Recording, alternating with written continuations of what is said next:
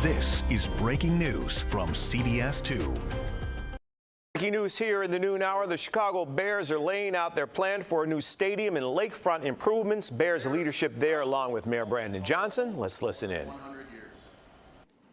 Perhaps no other sports team embodies the character of the city it represents better than the Bears in Chicago. Our founder, George Halas, emphasized the importance of being a champion for Chicago. This has been part of the foundation of our organization. That is why we are excited to invest in the greatest city in the world through a stadium project and site improvements that will benefit Chicagoans and visitors. We hired Kevin Warren a little more than a year ago as our president and CEO because of his proven track record of handling complex situations and finding winning solutions. He began by listening and building relationships with our football people, our staff, Bears fans, elected officials, and key stakeholders in our stadium search. Kevin's approach led to success with US Bank Stadium in Minneapolis. That stadium was delivered under budget, was paid off 20 years early, and is regarded as one of the top venues in the world. Kevin and the team he has assembled will put Chicago in a position to have similar results. I thank Kevin for his leadership and invite him to the podium now to share with you the progress that we have made and what it can mean for our great city, the region, and the state. Kevin?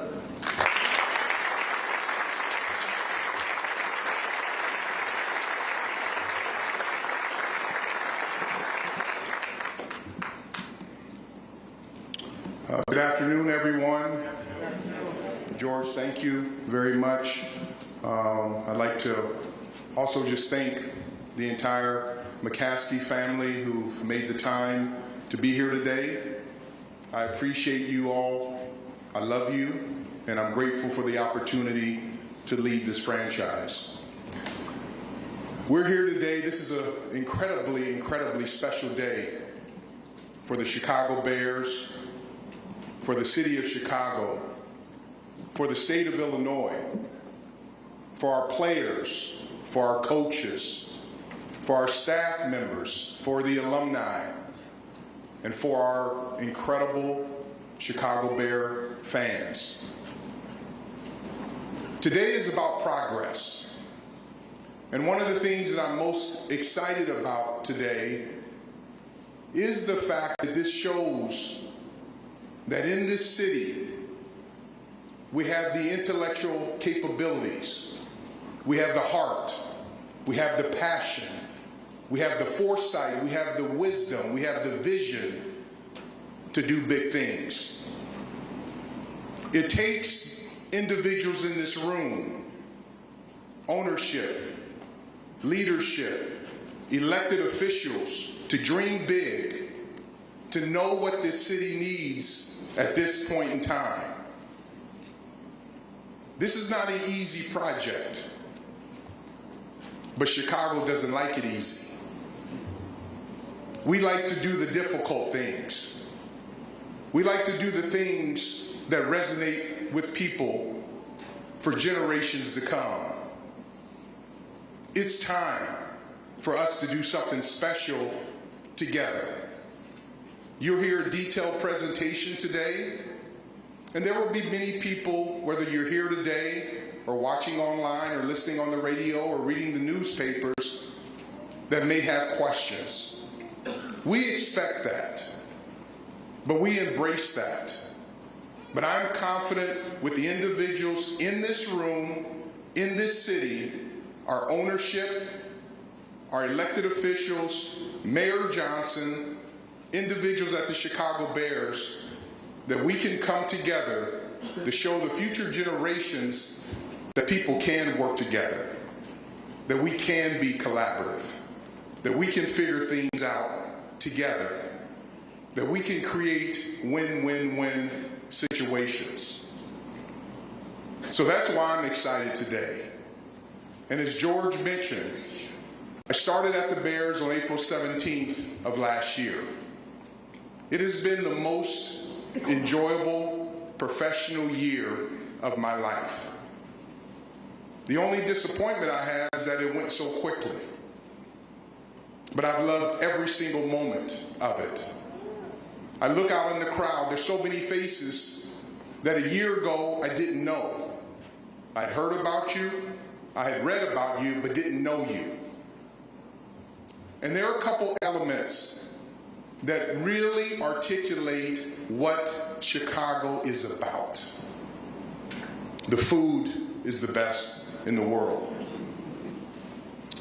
This museum campus is the most attractive footprint in the world. We have a beautiful lake you can swim in. We have beaches, the architecture of downtown. All of those different things are what make Chicago special. But the most important element about Chicago that makes Chicago special are the people. And I've been fortunate to meet some incredible people during my last year with the Bears, and I've lived here since 2019, so for the last 5 years. They've changed my life. They've changed the life of my family. They've welcomed me into their family. And I really understand the passion of the Chicago Bears. When I was interviewing for this job, I bought tickets online, I parked in the parking lot, and I walked into this stadium. It was a very, very breezy day here, as when we were playing the Eagles. And one of the things that resonated with me was the passion of the fans. They love the Bears. And so I'm going to set forth a challenge. We need to decide who we are and where we want to go together. Who we are and where we want to go together. And I am confident, after you see the presentation today, after we continue to communicate with you, answer all of your questions, that you will recognize that we are the organization that George Hallis dreamt that we would become.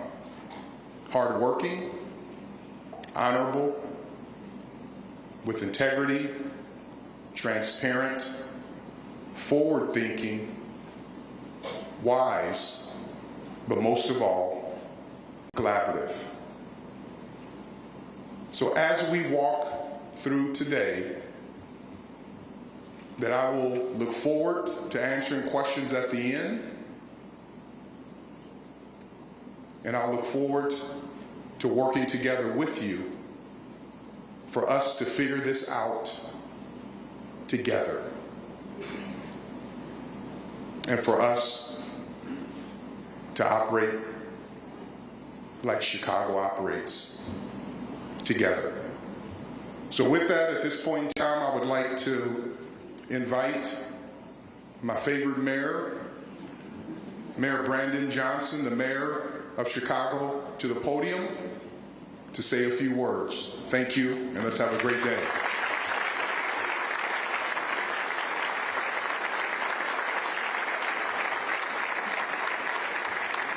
Do me a favor, keep clapping for Kevin Warren. You know, you have someone pretty special. I don't know if you've had a chance to witness a Bears game with Kevin Warren. There's this incredible display of the incredible food that he talks about in Chicago. And, you know, he loves this city and loves people so much that, you know, he sets out days in the week where he actually fasts and prays. And as someone who is deeply tethered to faith, I appreciate you and I honor the leadership that you have brought to the city of Chicago and to this organization. But of course, this is a beautiful day for the city of Chicago. It really is.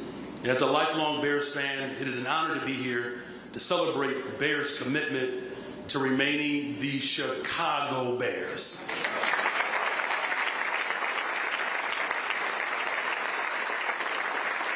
I really want to thank the McCaskey family, and the entire Bears organization for betting on Chicago and announcing one of the largest private investments in our city's history. I also want to thank the members of my administration who have worked collaboratively with the Bears over the past several months to center Chicago and Chicagoans in the plans that are being announced today. My team upheld my clear criteria. For any new development project at the lakefront, we required real private investment, real public use, and real economic participation for the entire city. And today's announcement delivers on all three. The Bears are a historic franchise, we all know. The incredible legends, Dick Butkus, Mike Ditka, Walter Payton, Mike Singletary, Brian Urlacher, and Devin Hester. All of these individuals have thrilled Chicagoans for generations now. And like many of us that are in this room today, this is a very personal day for us because the Bears, they're our team. And many of us grew up the Super Bowl shuffle, pretending to be the monsters of the Midway, and raising a family. I can tell you this, Kevin, your leadership is important because my oldest son, and no pressure, Chicago Bears, but he has seen a Cubs World Series, a black president, and his father become mayor of the city of Chicago. We're going to see a Super Bowl in the city of Chicago, and it's going to be our team playing.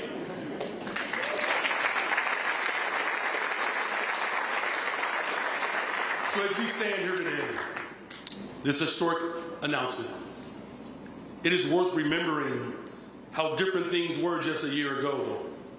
A year ago, Kevin Warren was not the president of the Bears, and I was not the mayor of the city of Chicago. And the Bears were reportedly as good as gone. In fact, I think I was the only mayoral candidate who expressed a willingness to even try to keep them in Chicago. And now here it is a year later. Kevin is the president of the Bears, I'm the mayor of the city of Chicago, and the Bears are committed to staying in Chicago.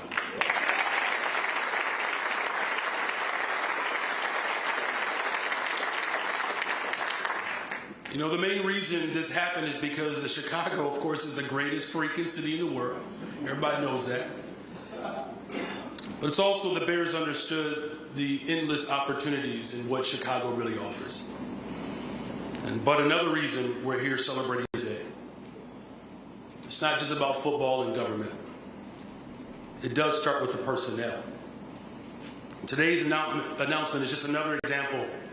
If you have the right players in the right position on the field, you got a better shot at winning more than you lose. And today, ladies and gentlemen, it's truly a win for the entire city of Chicago. And that's because today's announcement is, again, it's bigger than football. It's about the people who live here. With this plan, the Bears are committing to $2 billion of investments. Chicago will experience the increased tax revenue from this investment, expanded public recreation, stronger economic growth for the entire city of Chicago for generations to come. And one of the defining features of this project is that it calls for the implementation of everything that my administration has called for. True public investment. But what it does not call for are raising existing taxes or implementing any new taxes on the residents of the city of Chicago.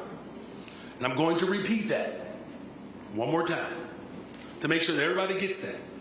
This project will result in no new taxes on the residents of Chicago.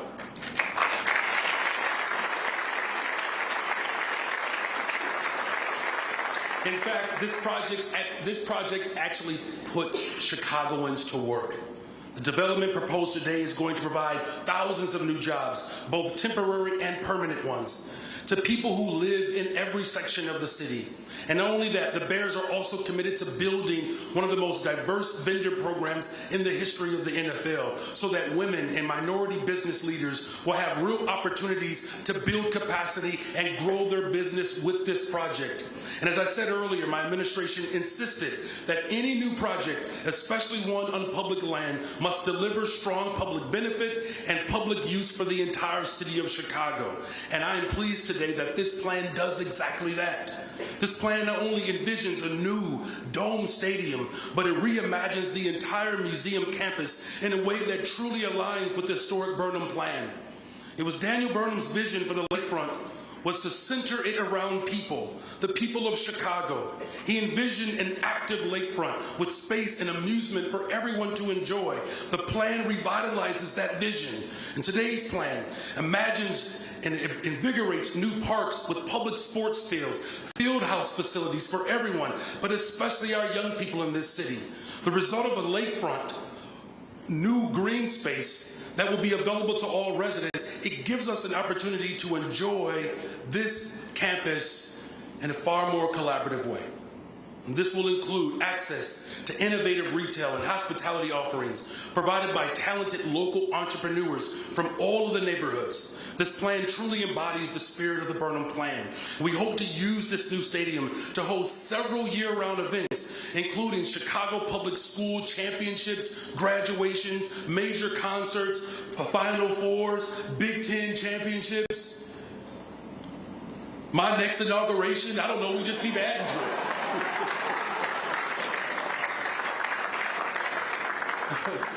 All of these year-round attractions, the city of Chicago will generate significant new revenue that will support my commitment to invest in people to build a better, stronger, safer Chicago. And that means more revenue for mental health clinics, youth jobs, housing, investments in our community violence interrupters. Simply put, this is going to reinvigorate the entire city of Chicago. It will be the crown jewel of the city of Chicago. And with this new project, we are showing the world what Chicago is capable of. This world-class city gets to demonstrate itself over and over and over again, and why not the Bears?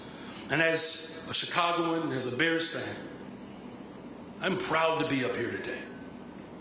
President Kevin Warren and the entire Bears organization, thank you for believing in Chicago. Thank you for believing in my administration. Thank you all for being a part of this amazing endeavor. God bless you all, and God bless the greatest freaking city in the world, the city of Chicago.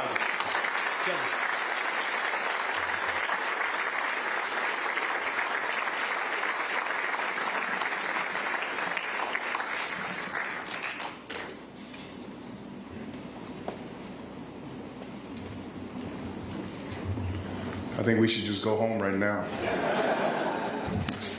I know we have a lot of good information to share. This is when class begins. We're going to walk through a presentation deck of materials in a transparent manner. But before we do that, we have a little video that our staff put together that I hope you enjoy.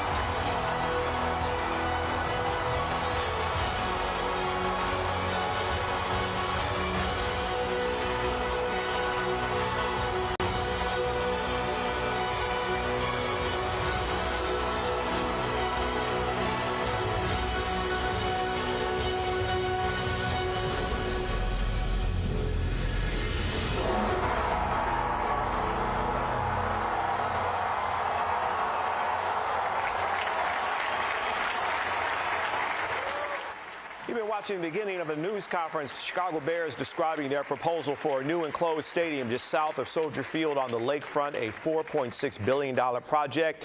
We're going to return you, those of you watching on Channel 2, to your regular programming. You can continue to watch this news conference on our stream, cbschicago.com. Have a great day.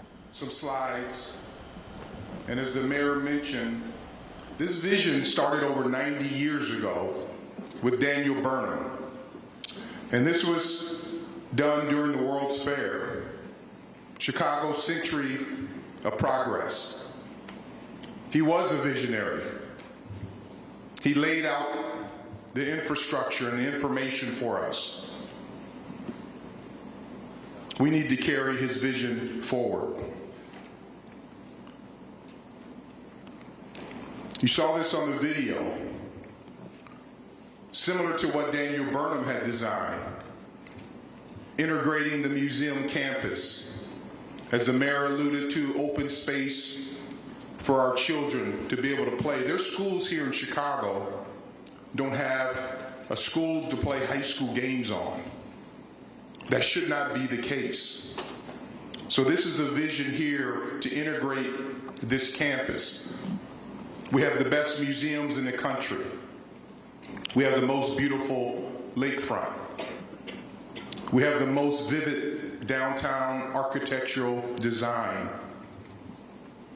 And this affords us the opportunity to be able to bring this all together in the greatest city on the planet.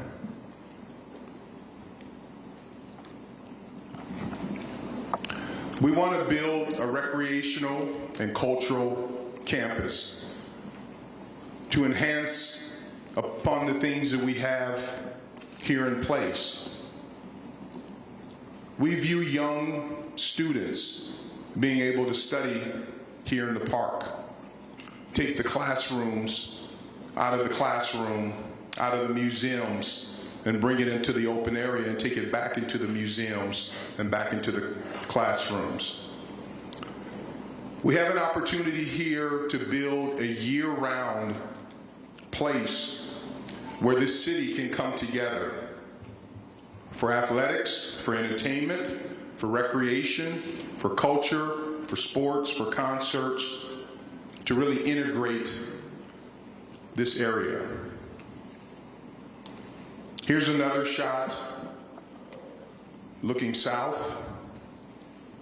As you notice on here, the plan is to keep the historical columns from Soldier Field, to make that part of this development, to make it one museum campus. What happens here is the additional open and green space. This will have 14 acres of athletic fields, a recreational park, to allow, as I mentioned earlier, for our youth to be able to come together and do things in a productive manner. We'll build restrooms. We'll make this a place that people want to come and spend time. This is a year-round project. Ice skating in the winter, to have our citizens, not only in Chicago, but around the state of Illinois, to be able to use this area. Again, children. We have a crisis in this world with our young people. And there's a race to who gets to our young people first. The streets or us. And what we want to do at the Chicago Bears is to work with the city, the county, the state, everyone in this room, our business leaders, all the elected officials, to build an environment where boys and girls, kids from various economic backgrounds, regardless of their color or the school that they go to, that they can come together and build relationships.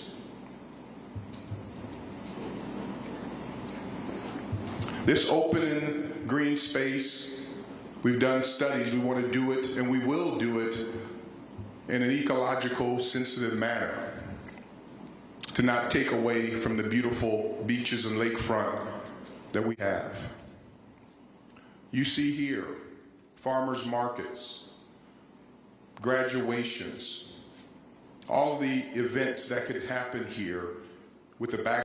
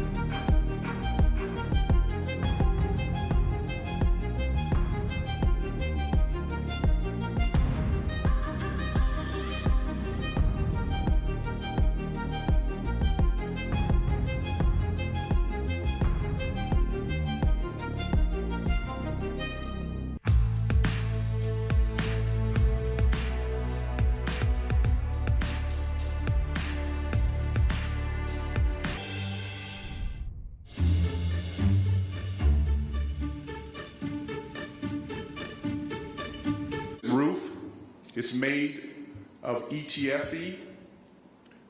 If you've been to US Bank Stadium, if you've been to Allegiant Stadium in Las Vegas, if you've been to SoFi, it's a similar type roof. So you'll be indoors. You'll get all the benefits of being indoors, but you'll feel like you're outdoors.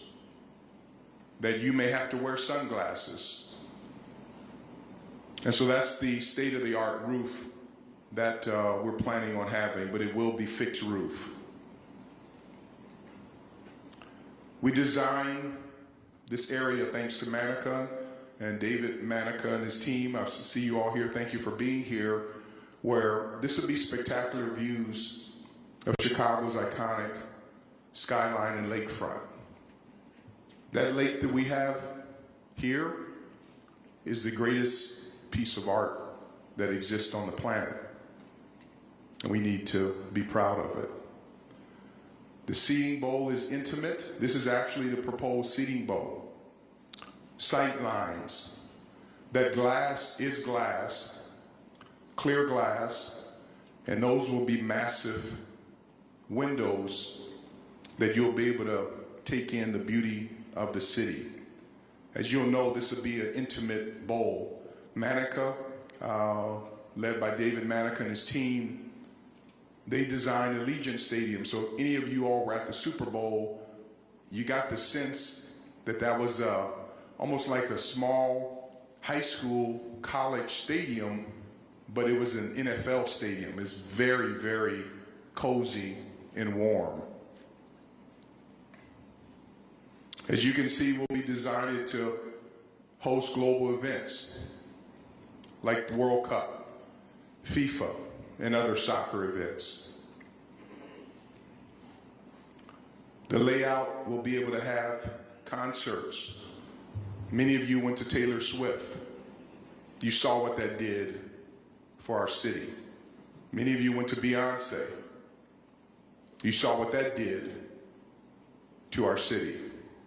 I was at the second night of the Beyonce concert, and if it had rained 15 more minutes, there would have been no concert. And what we're starting to recognize is that there are many entertainers who would look toward coming to our new stadium to be able to do an in-house residency. Instead of coming for 2 days, they may come for 20 days. But there's so much we can do here from a concert standpoint. And then this shows just local to medium to small community events that can take place inside. Our state high school football championship games should be played in our new stadium. We need to honor our young people. Final Four. Women's Final Four now has become as popular as the men's Final Four. We should be able to get both of those events here. Final Four would sit about 77,000 seats here in our new stadium.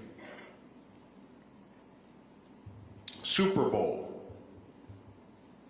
How many people would love to come to a Super Bowl in Chicago? Everyone.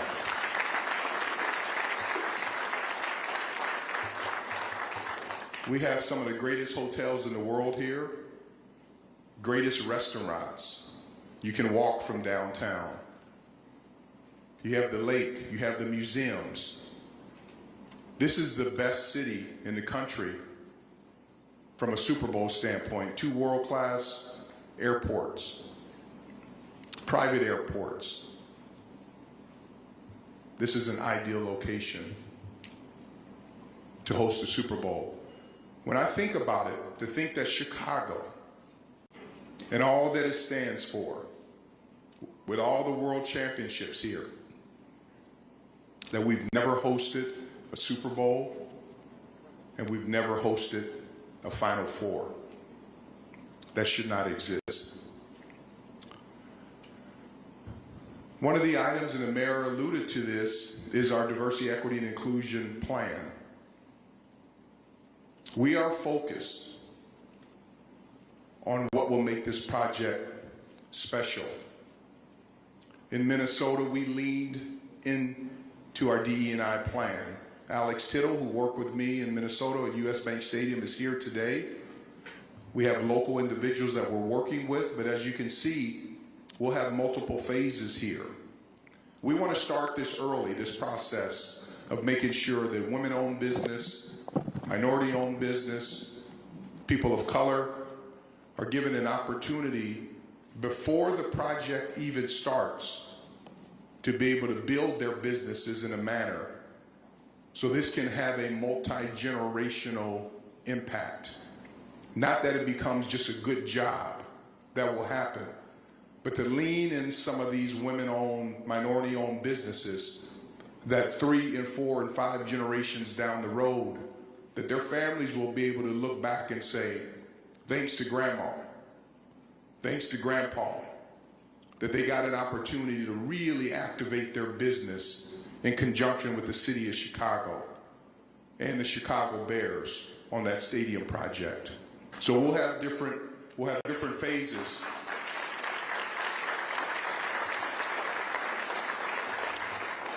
But it starts early on. As you can see, the partnership cultivation, goal setting, the legislation, the equity plan draft.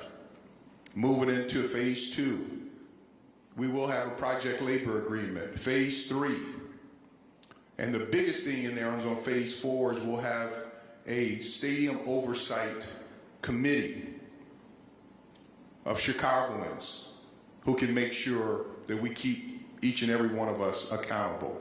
Key partnerships from a city and state government, community-based entities. We have some of the greatest workforce development and business associations here in the city, and you know a lot of them. They're here. In Minnesota, we had to go and really activate a lot of those organizations. Here they exist. They're ready to work. They're talented. And speaking of work, because I'm a real estate nerd at heart, I love real estate. One of my first summer jobs was working concrete for a real estate company and a construction company. So when I travel to cities, I look around and I can tell about the vision and the wisdom of the people of that city based upon the number of cranes in the sky. Look around Chicago. I know the mayor is doing all that he can with his leadership to lean in to get economic development going. We want to be that catalyst. But we need more cranes in the sky here. And that's why I want us to get beyond picking on what's wrong with this project, instead of saying what's right with it, because our people need to have an opportunity to go to work and take care of their families.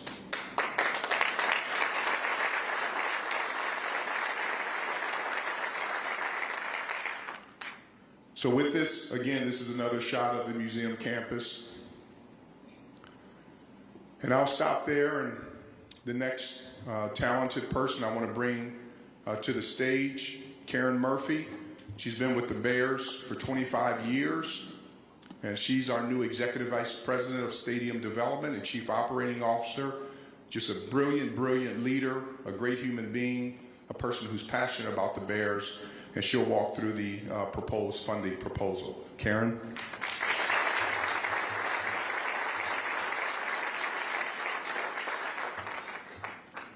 Thank you, Kevin, and good afternoon. Thank you. I will attempt to eloquently transition us from these amazing videos and beautiful pictures into the numbers. Our funding proposal appropriately starts with us putting in one of the biggest private investments into a public-owned facility in the state's history. Like both the mayor and Kevin mentioned, we are committing over $2 billion into a public-private partnership that will be transcendent for the city and bring opportunities and positive outcomes to the millions of people who both live in Chicago and visit Chicago.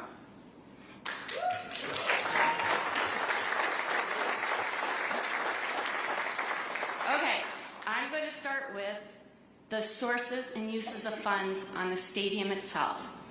So what does the stadium cost? What is the budget? And how are we proposing to pay for it? Our all-in stadium budget is $3.2 billion.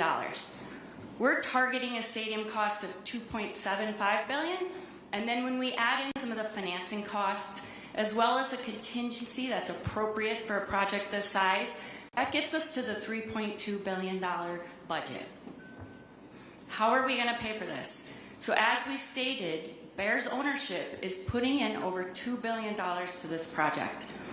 That will be a combination of both equity and debt contributions. In addition, we will look to the NFL Stadium program for a $300 million loan. If you add up the numbers, that leaves us with a $900 million funding gap. We will be looking to the ISFA program and their bonding mechanism to fill this gap. I'll get into the details of that on the next slide. This private investment puts us at over 70% of the total project cost, one of the largest private investments into an NFL stadium in NFL history. It's also, when we look back at the history of NFL stadiums, they are typically, on average, funded 50-50. So we are incredibly proud to bring this private investment to this project.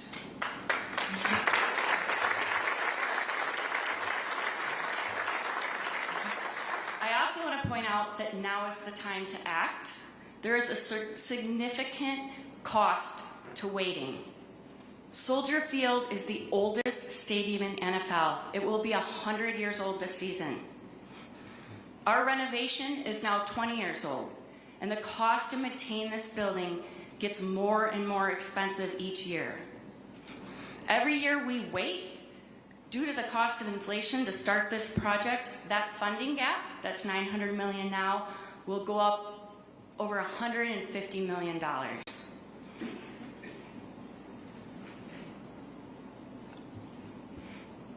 Okay. ISFA, the Illinois Sports Facility Authority, was funded in the mid-'80s to do exactly what we're talking about, to reconstruct and build stadiums. The funding mechanism for the ISFA is a 2% hotel tax that is already in place. We are not, I repeat, not looking at any additional tax buckets for this project. Our plan is using the ISFA hotel tax that's in place now. There are two things we're looking at with this proposal. One, we would like to refinance the existing debt that's outstanding on both the guaranteed rate and Soldier Field stadiums. In doing that and extending the debt out, the bonds out for 40 years, we will free up enough capacity that we believe could be close to or exceed $1 billion. We are using conservative hotel growth rates. We are looking at fiscally responsible bond coverage ratios, and we're also looking at setting up a liquidity reserve, which doesn't exist today. On day one, we are going to put money into a fund that will protect the city of Chicago for an unexpected drop in hotel revenues. That reserve fund will be available on day one. Okay, so that was the stadium project itself. Now I'm going to turn to the infrastructure piece. This site has long needed improvements to its infrastructure. Even driving here today, it was a challenge to get to. I know many of you who've been to events here on game day or concerts know that getting in and out of Soldier Field has been a challenge. And so we have looked and we have told our consultants, we want you to think boldly. Give us all of your ideas for this campus. How can we make improvements? We've really broken this down into 3 phases. So the first phase is around $325 million. This is the infrastructure needed to open this stadium. All in, our stadium project is $3.5 billion. It is $3.2 billion for the stadium, and it's $300 million, just over $300 million in infrastructure. The second 2 phases, we believe, will both maximize the site as well as bring additional opportunities for publicly owned amenities in the parks. We've been working closely with the state, and looking at different available funding sources, if it's the state or the federal government, on how we can make it happen. For us, we need the $325 million to open the stadium. I will remind everyone too that these infrastructure projects drive jobs and they create economic impact. So with all, we would be excited if all 3 phases happened. We need phase 1 to happen for our project specifically.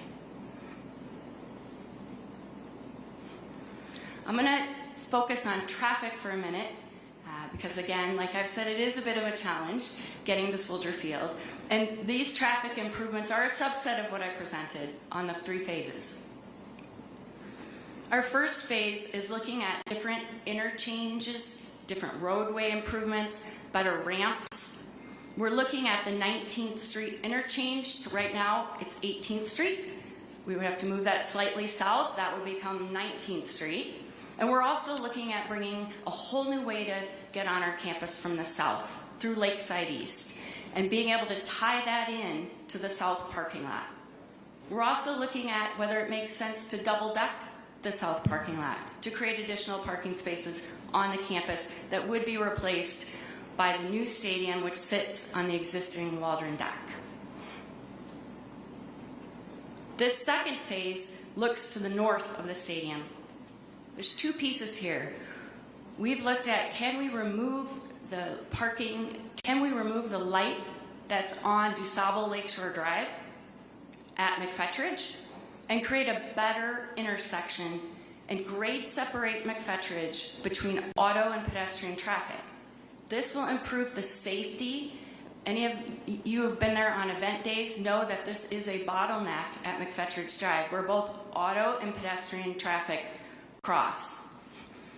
If both of these phases are done, this would be a 50% increase in lane capacity to the site, as well as a 20-minute reduction in exit times from our parking ramps and 1,200 less hours daily for commuters on DuSable Lakeshore Drive. The economic impact. This is something that both the mayor and Kevin hit on. Our project has the ability to put people to work and spur economic growth.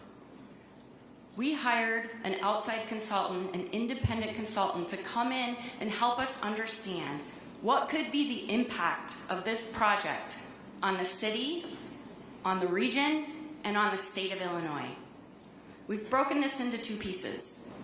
One is, what is the impact of the construction project itself? We're talking about creating over 43,000 construction job years. This project is one of the largest building projects in our region's history. It will also create more than $8 billion in economic impact. We then look at beyond construction, what does this look like on an ongoing basis? We have over 4,000 permanent jobs created by this project and over $450 million of economic impact. The private and public investments in this project are large, but the return on the investment is also significant. We're also looking at what kind of new tax revenue streams can this project deliver to the city of Chicago and the state of Illinois. For the city of Chicago, this project will create 58% more tax revenues annually for the city of Chicago and 41% annually for the state of Illinois. If we look at the tax benefits of both the construction and the ongoing activities over a 30-year period, we're talking about over $1.3 billion in economic impact to the city, state, and region.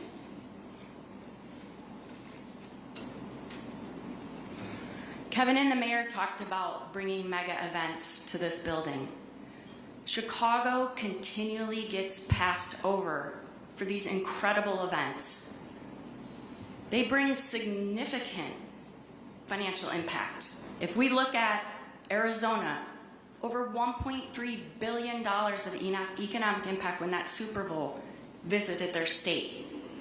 Vegas just released that their hotel tax rates were up over 250%. These events, the Super Bowl, the Final Four, college football playoffs, World Cups, they bring significant financial impact to this city and state. But there's another piece to it. They put Chicago on the global stage. We deserve these events. We need to stop getting passed up for these events. In closing, I'm incredibly excited to use this significant private investment to build the future stadium for Chicago, surrounded by parks that are activated and inviting for all of the people of Chicago and the state of Illinois. Thank you.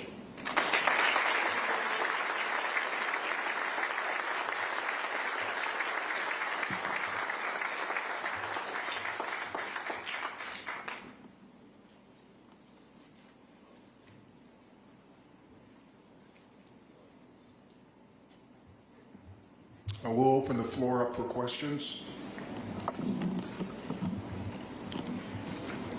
After we have Charles Smith, who's the chair of the Chicago World Business Chicago. Please come up, Charles.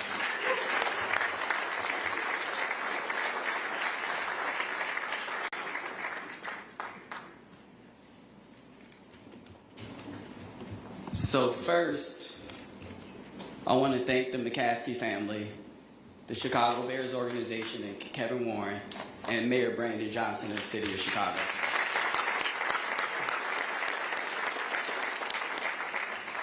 My name is Charles Smith, and I have the pleasure, under Mayor Johnson's leadership, to be the Vice Chair of World Business Chicago, which is the city's public-private economic development agency. I also get to serve in a dual role of Executive Chairman of the Business Leadership Council. And as I sit here or stand here, I can't help but think about my glorious Pee Wee football days. And I heard that the Bears have a #1 draft pick. So Kevin, you know how to reach me. Anyway, all jokes aside though, this is a big day for the city of Chicago and our dynamic business community. Chicago is the best place in the world to do business. Economic development serves as the engine driving our cities toward a promising future. And when executed thoughtfully, it has the potential to extend opportunities to every corner of our city. In my time working with the Chicago Bears, I've seen their deep commitment to supporting Chicagoland. This is evident in their extensive partnerships spanning youth organizations, schools, local charities, and much more. And this idea is reflected in their visionary proposal to privately invest in our public space, spearheading a development that's sorely needed that will put Illinois to work and also Chicago residents to work and offer a new public amenity for all. Growing up on the west side of Chicago, I understand the critical importance of developments of this size and how to actively engage diverse businesses. At World Business Chicago, we talk about this theme of a circular economy, where both large international and national businesses get an opportunity to participate in our economy in addition to small businesses here at home. In this proposal, the Bears have made a plan to just do that. Very thoughtful consideration for hiring a diverse workforce to bring a new stadium and surrounding campus to life. Of course, this new influx of construction jobs is great for our city, but I think it's important to note the broader spectrum of opportunities this project presents, especially for our professional service businesses. As you should be aware of, mega developments like this require different teams, everything from architects, insurance brokers, public accountants, professionals, and more. Chicago boasts some of the best in the world in these industries. I'd be remiss not to mention understanding how significant the museum campus is to our city, as I currently serve on the Shedd Aquarium board. The Bears proposal would make the area more open and accessible, bringing more visitors to the area to enjoy the lakefront and our world-class museums. I personally mark my summers by how many walks that I take throughout our city. And what I think is I'm eager to stroll along the lakefront, Soldier Field's historic colonnades, before visiting some dolphins. Shout out to the beluga whales. The business community is looking forward to working alongside the Bears to turn this transformative vision into a reality. Thank you for having me today, and bear down.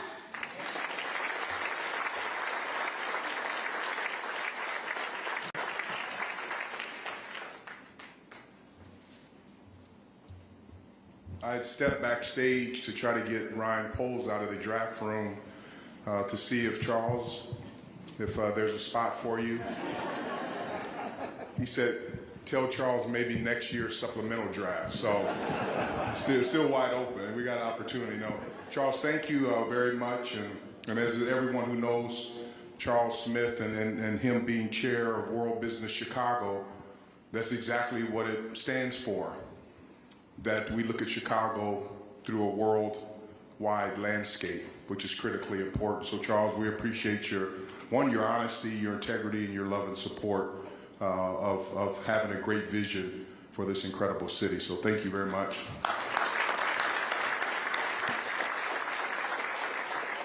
Next gentleman we are going to have to the stage, you all know Martin Cabrera of Cabrera Capital, who is one of the preeminent investment bankers, not only in Chicago, not only in the country, but around the world. And he absolutely loves this city. Was born and raised here, and has provided so much wisdom, guidance, and advice along the journey. So Martin, welcome to the stage.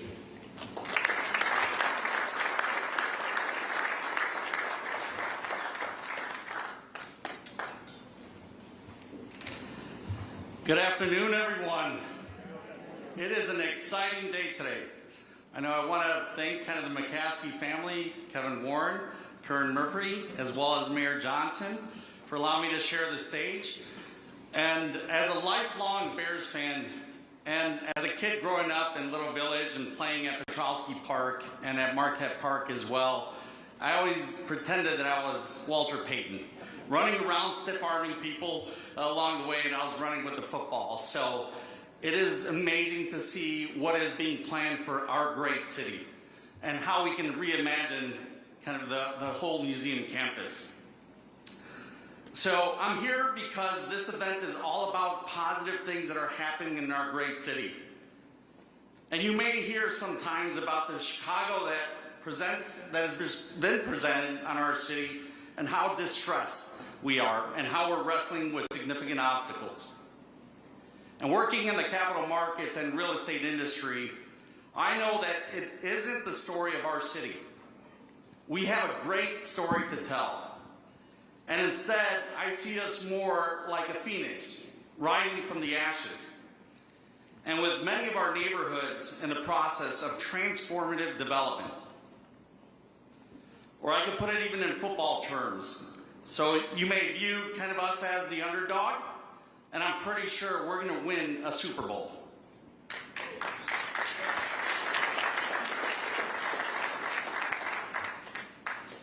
Private investment is a big piece of this puzzle. It injects the much-needed capital into communities and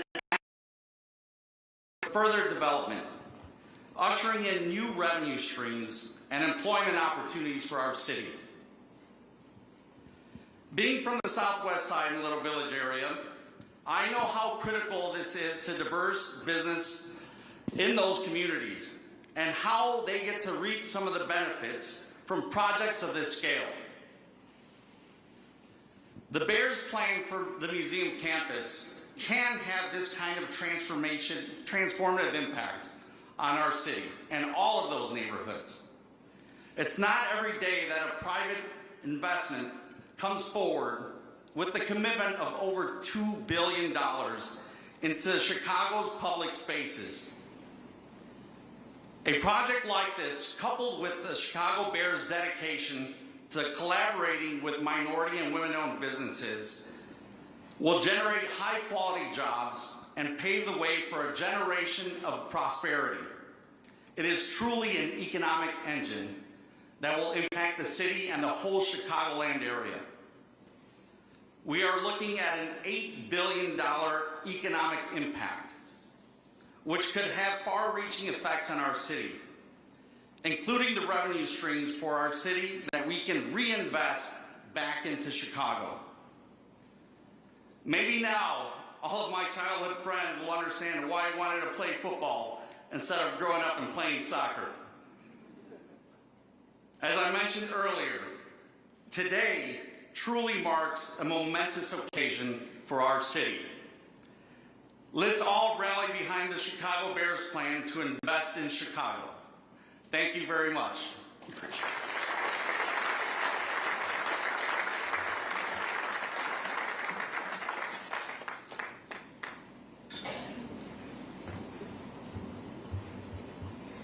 And our final speaker for today, before we open it up to questions and answers, is Dory McWhorter, who is the CEO of the YMCA. Dory, please come to the stage. Thank you.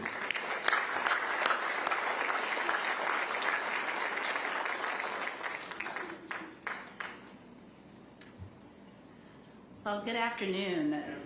Good afternoon. It's such a great day when I get to stand alongside our partners, the Chicago Bears, and of course, Mayor Johnson. So having worked closely with the team for many years, I've witnessed firsthand the Bears' unwavering commitment to our local community, especially our youth. So as Kevin mentioned, for the last few years, the Y has hosted a mini Monsters clinic with the team. We missed you out there. So beyond running football drills, these clinics serve as a platform for fun and for participants to build invaluable life skills and learn healthy habits. And I actually don't know if you've been to the Irving Park YMCA, but we have a space called the Bears Den, which used to serve as the Bears' off-season training headquarters in the 1960s and 70s. So we've replaced the equipment since then, but we have a lot of cool memorabilia, and we actually still have a lot of wood paneling on the walls too. So when I first learned about the Bears' proposal for Museum Campus for our city, I was immediately impressed because I see similarities between their plan and the goals of the YMCA. The Y is dedicated to ensuring that individuals from all walks of life have a space to gather for community and well-being. At the Y, we recognize that the power of play can totally transform an entire city. And we consider ourselves one of Chicago's largest playgrounds because we offer so many opportunities for individuals and families to play and grow. So the Chicago Bears' new stadium proposal is so much more than a sports facility. In fact, it actually may give us a run for our money as another one of Chicago's largest playgrounds. The surrounding grounds will have 20% more open and green space than currently exists on the museum campus. This means that Chicagoans from across the city will have a new space to gather by the lake, as well as play lots and athletic fields that they can use as they wish. At the Y, we work with youth from Roseland to Saguenay, from Austin to Chicago Lawn. All of these kids deserve a place to come play sports or just hang out and be kids. The stadium itself will also be a public amenity where our city can come together to host large community events year-round. I believe that this project can be a win-win-win for our city, our families, and our youth. So together, let's embrace the vision of a vibrant, inclusive community space. We're excited to work together with the Bears, Mayor Johnson, and all of our partners to make this development a reality. So as my colleague, Swati Staley, no relation to the mascot, likes to quote, "If you want to go fast, go alone. If you want to go far, go together." And I say, let's go further, faster, and let's go Bears. Thank you.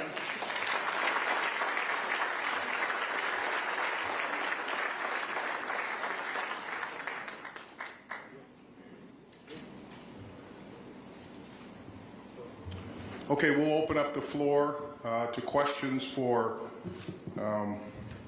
anyone you want to ask a question of. Isabel Meller, Capital Facts. So the Bears have outlined a $1.5 billion in capital needs. Is there a specific plan or a general idea for this? How will this be funded? I didn't hear the last part. Oh, is there a general idea on how this will be funded? Yes, as Karen talked about, I think the biggest thing for us to keep in mind, and that's why we broke it down from a phase standpoint, and phase 1 and phase 2 and phase 3, which is critically important to make sure that we follow that. And from an infrastructure standpoint, you know, there are dollars that we believe exist at the state level, at the potentially federal level, potentially at the city level, and that's on the infrastructure costs. On the costs in regards to actual stadium, you know, Karen made it clear what we're looking for is $900 million from ISFA. ISFA, even looking at the website, they were designed to fund stadiums, and all we're asking is for ISFA to be able to do what they were put in place to do, and that's why the mayor was able to say we're not talking about any new increase in taxes. But I would actually ask Jill Jaworski, who's the CFO of the city, to come forward, and also Karen to give a little bit more specificity from a financial standpoint regarding your question.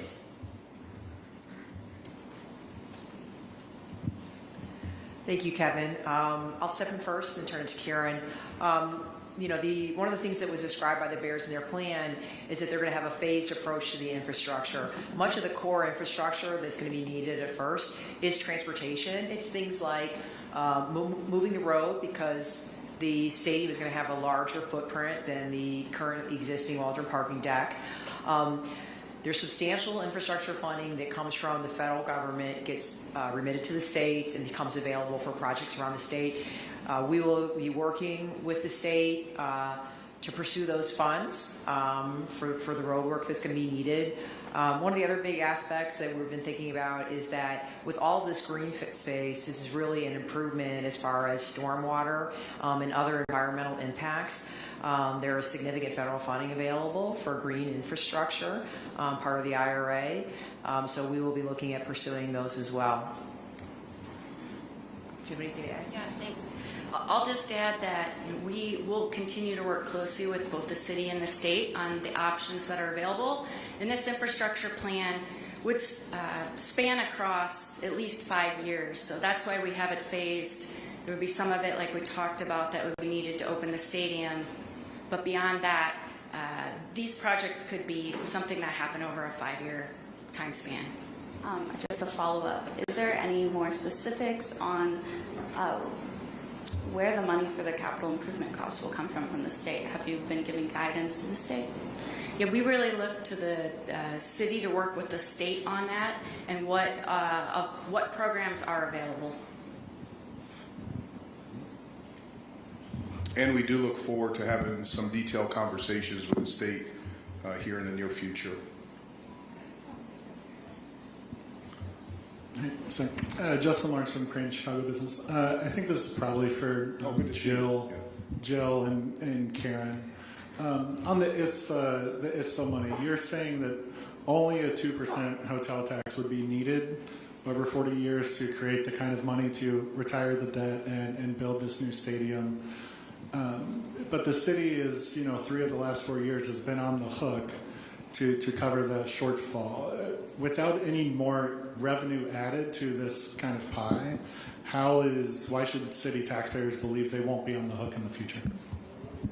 That's a good question. One of the reasons that the city has had to support the ISFA debt in the last few years is because the original projections were that hotel revenue taxes would grow at around 5.5% every single year, with no taking into account recessions or things like the pandemic that could occur. The hotel revenues or hotel taxes are relatively volatile, and they definitely swing with the economy. One of the things that got us comfortable at the city when we looked at the plans that the Bears had for the ISFA debt for their proposal was that they're assuming a lower rate of growth, but they've also incorporated about $160 million liquidity reserve. And so between looking at a lower rate of growth that is more reasonable. So we'll see that debt increase at a more modest rate, and the fact that we have such a large liquidity reserve that we can access, and there's going to be significant coverage, around 150 to 160 times coverage. We think we have less risk under this scenario than we do right now. Under the current debt service that ISFA has for the remaining debt, the debt is going to spike up pretty significantly between now and 2032 when it expires. And we would expect without a refinancing that would hit the city budget every year in an increasing amount. So refinancing that and looking at the longer structure, but again, a more conservative structure, we think that insulates us more and reduces our risk going forward. And then I have a question for the mayor. Governor Pritzker, Senator Don Harmon have somewhat already poured cold water on this plan today. You obviously support it.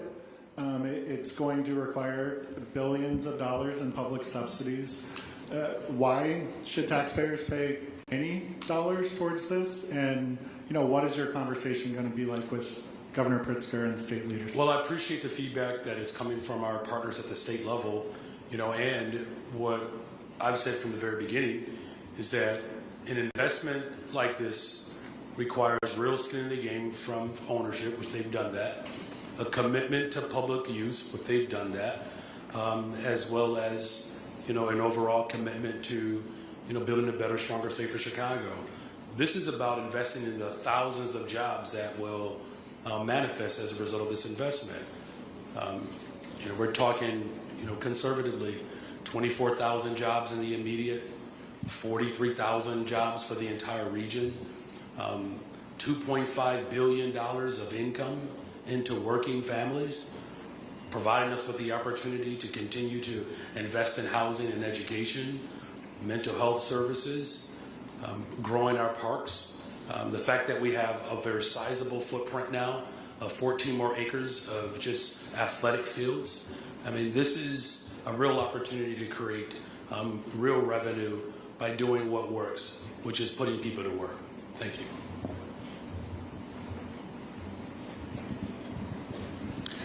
John Garcia with Channel 7. Mayor, another question for you, if you don't mind.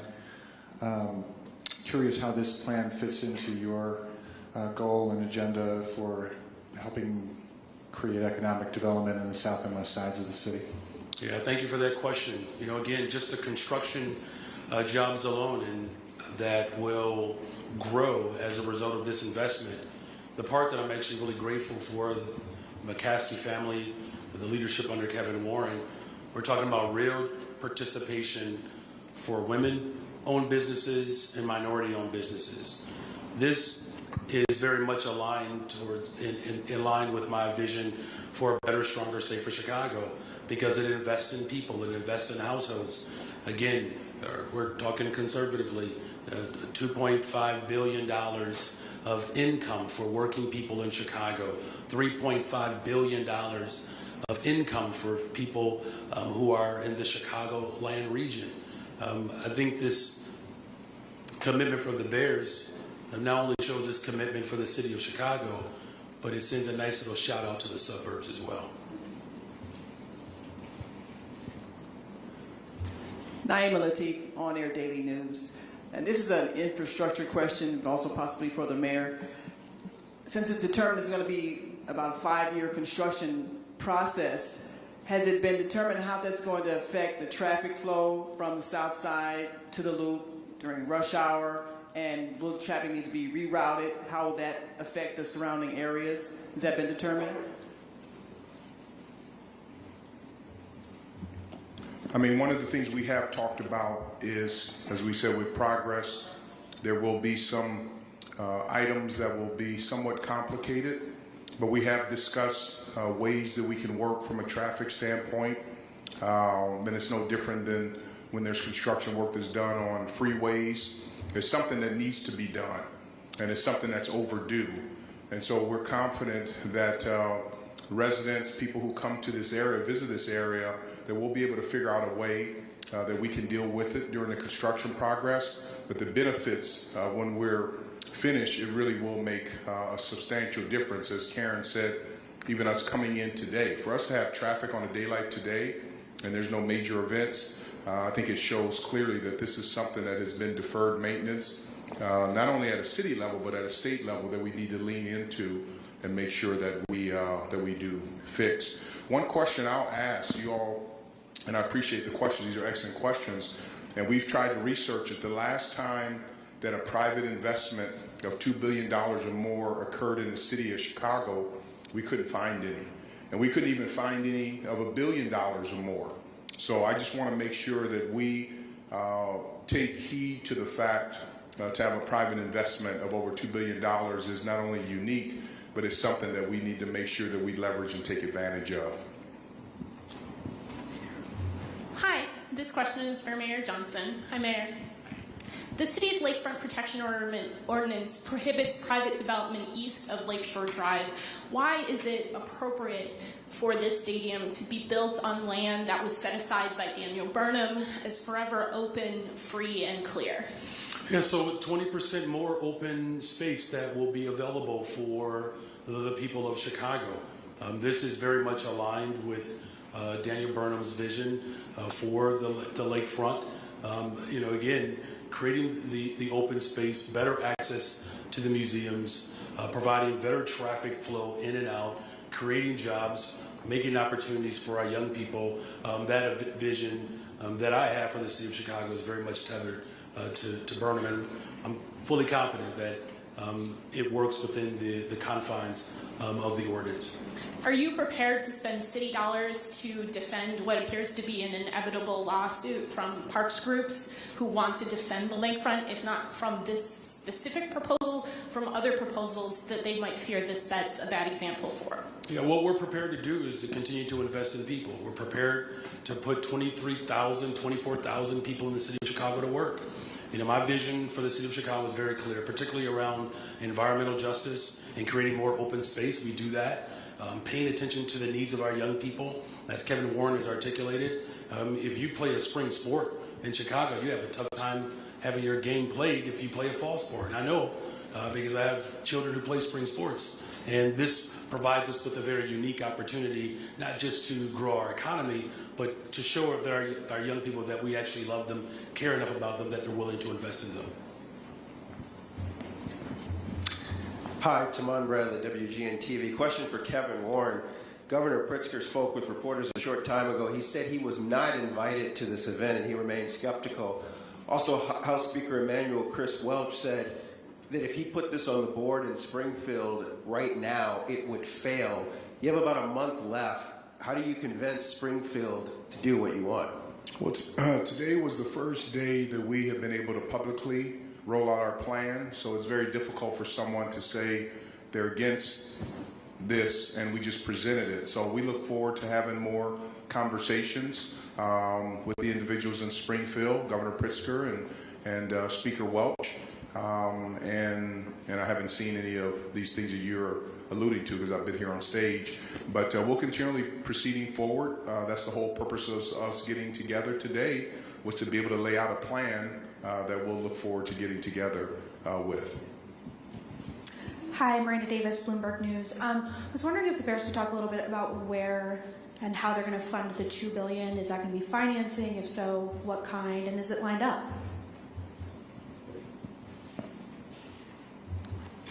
Yes, as I walked through, that $2 billion from the Bears piece is a combination of equity and debt, and we will work with the banks to determine what that right mix is. But yes, it will be Bears, the ownership of the Bears, contributions to the project. Question for Kevin. Kevin, is your plan for the Bears to continue to play at Soldier Field for the entirety of the construction process, or would a temporary transitional home field be needed for part of it? Yes, that's a great question. One of the things that makes this project unique is that we would be able to continue to play at Soldier Field during the construction, and then to be able to move into the new stadium once the construction is finalized. So yes, we would be able to continue to play here and not have to move to a different location, which is really imperative, especially where we are in our growth cycle as a football franchise.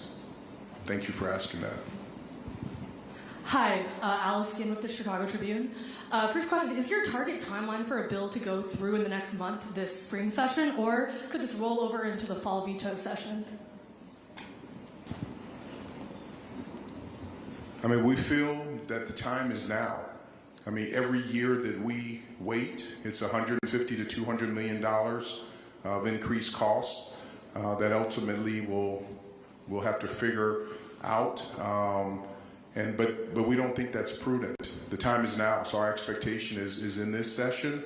And the reason why we're staging that now and not even in a fall veto session is because even if we're approved in a fall veto session, we wouldn't be able to get into the ground because of the weather. It would push it back a year. That if we're approved in May, then that will allow us to be able to start construction, to put people to work next summer. And that would allow us 36 months later to open up our building in 2028. So this truly is one of those adages that time is money, and we do need to figure this out. And that's why we've put forth such a robust program and plan. Thank you for asking that. Mayor, speaking of Springfield, last week you spoke about how you have a host of progressive priorities in the capital, such as more education and migrant funding. How are you going to make a progressive case for a publicly funded sports stadium? Well, because of the public benefit. You know, I mean, again, the best way to grow our economy really requires partnerships with public and private entities. That's exactly what this does. We're investing in people. You know, look, these pictures are miraculous. We're talking about thousands of lives that will benefit from this investment. You know, the fact that we have not just a storied history with this franchise, but with the McCaskey family, with Kevin Warren's leadership, with the entire Bears organization, my administration, we know that the sooner we can put shovels in the ground and put people to work, that is our surest way to secure a better, stronger, safer Chicago, and it benefits the entire region. We're talking about $8 billion of economic vibrancy as a result of this investment. The time is now for that. Think about how long people have been waiting for investments like this. You know, we had a $1.25 billion bonds deal, the largest bonds deal in the history of Chicago. We have one of the greatest private investments that's being laid out today. Like we're in the midst of making history for the people of Chicago. It's an exciting time to not just be a Bears fan, it's an exciting time to be a Chicagoan. All right, we have time for 3 more questions. Andy Seligman with the AP. For Kevin, two-part question. One is, can somebody just clarify what the total cost of the project would be if all 3 phases were completed? And also for Kevin, is Arlington Heights completely off the table at this point? I'll start with the Arlington Heights question. We are the largest landowner in Arlington Heights still, 326 acres that we own, a beautiful piece of land.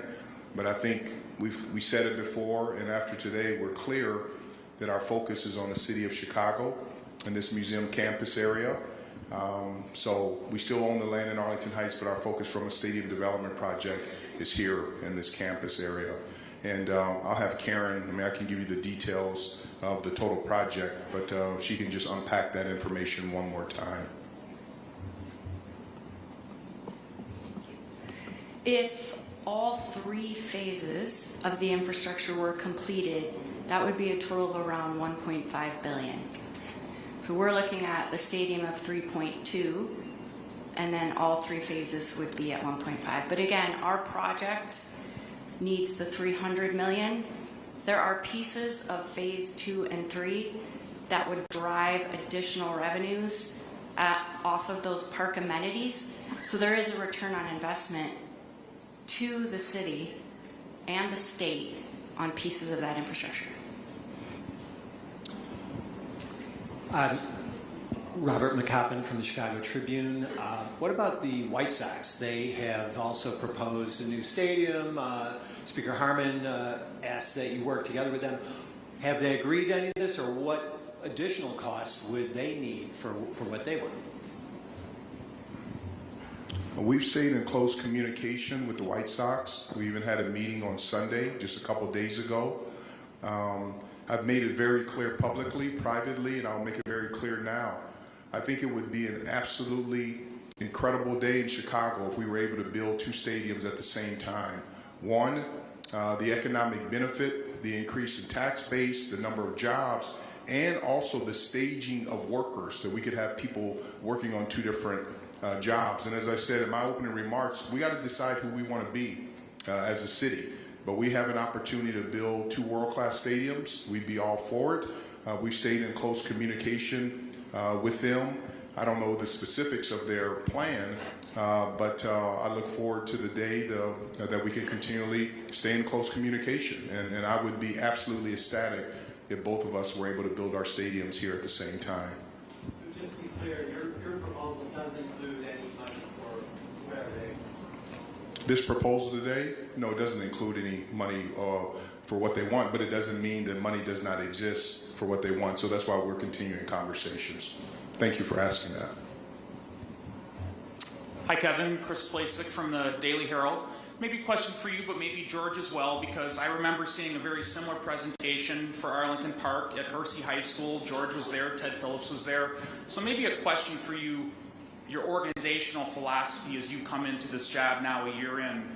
Why would the Bears want to be renters for a publicly owned stadium versus landowners of their own property in the suburbs where they'd have all those ancillary revenue streams? I mean, one of the words I would maybe look at a little bit differently is renters.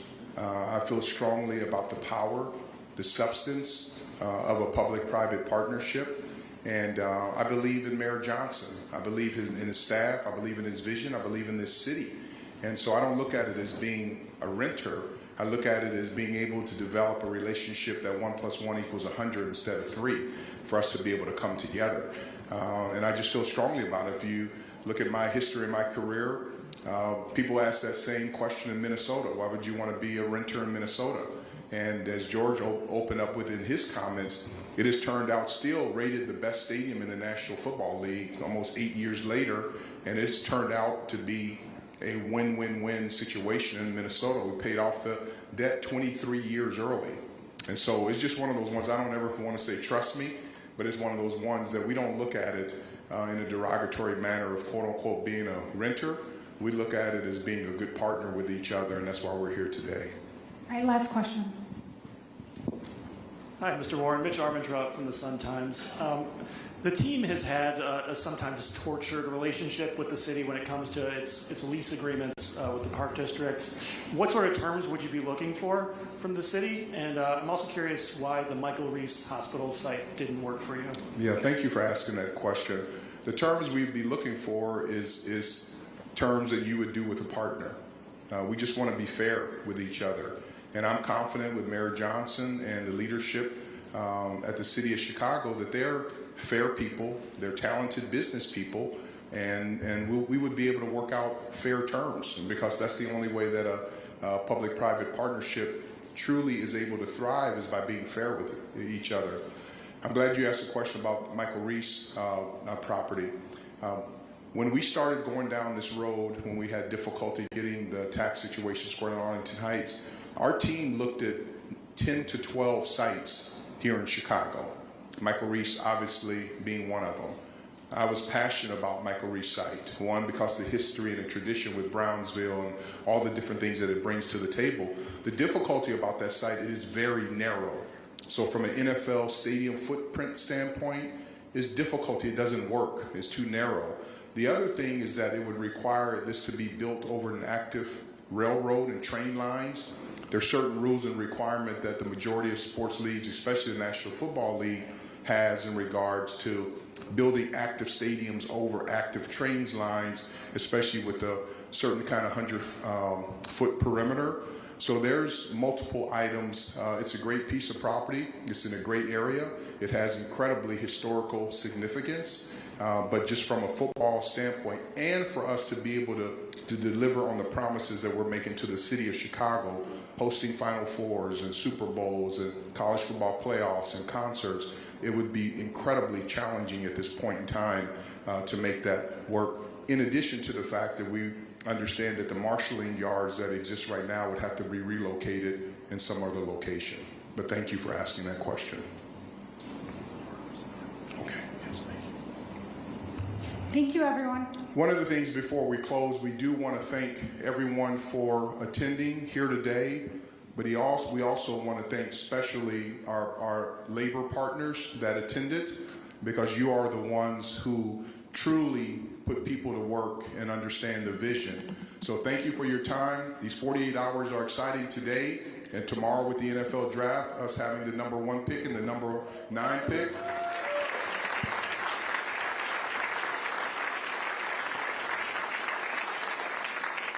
And so our goal is to make progress on our stadium, share the vision with you, answer questions, and draft some incredibly talented young men tomorrow who will be able to deliver multiple Super Bowls here, not only to the city of Chicago, but for the Chicago Bears franchise. So bear down and have a great day. God bless.